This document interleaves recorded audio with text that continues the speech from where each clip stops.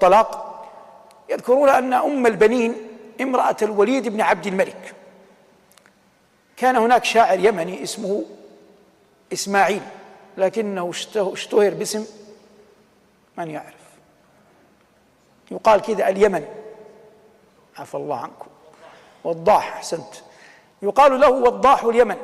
ووضاح هذا كان يدخل الأسواق متقنعا لفرط جماله. يزعم بعض أهل الأدب أن أم البنين زوجة الوليد تعلقت به فمدحها، فبعث ذات يوم الوليد جواهر وذهب إلى زوجته، فالخادم عندما دخل، خادم الوليد، رأى وضاحا في بيته.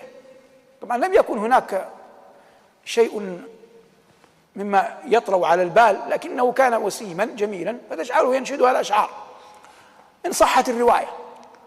فالمقصود أنه دخل الخادم رأى وضاحا، أخبر الوليد.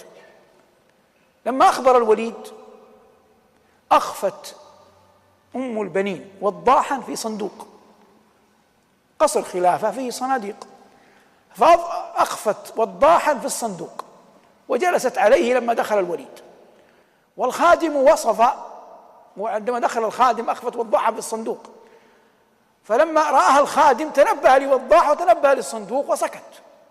وبعض الخدم بالعامية بين قوسين يجمل، يعني ما استعجل، ما أظهر أنه رأى شيء، ما تعجل، ما أظهرت عليه الدهشة، رأى دون أن يتغيرت ملامح وجهه، دون أن يشعرها أنه رأى، وهي وضعت وضاحا في الصندوق وأغلقته وجلست عليه. فلما خرج أخبر الوليد وأخبره بالصندوق.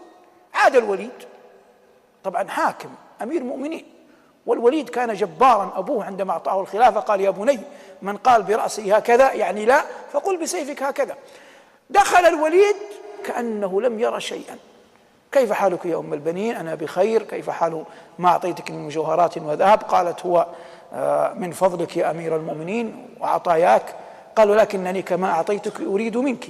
قالت: فليتمنى أمير المؤمنين. قال: تمنيت هذا الصندوق الذي فيه وضاح. أخذه وهو مغلق ولم يفتح. ومن تجد رجل يكظم غيظه بهذه الطريقة؟ فأخذ الصندوق ولم يفتح، وأتى من يعملون عنده وقال: احفروا بئر. حفروا بئر. قال: هذا الصندوق ارموه في البئر. رموه في البئر. قال: لا حاجة لي بالبئر، اطووها.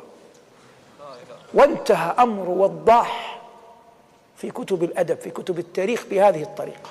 والبردوني الشاعر اليمني المعاصر رحمه الله له أبيات، لكني لا أحفظها الآن، في قضية وضاح هذه. والمقصود فمات وضاح وذهبت سيرته في أخبار العرب إن صحت الرواية بهذه الطريقة. لكن الرواية لم تكتب إلا في الزمن العباسي، وهذا تاريخيا يحتمل كم أمرين.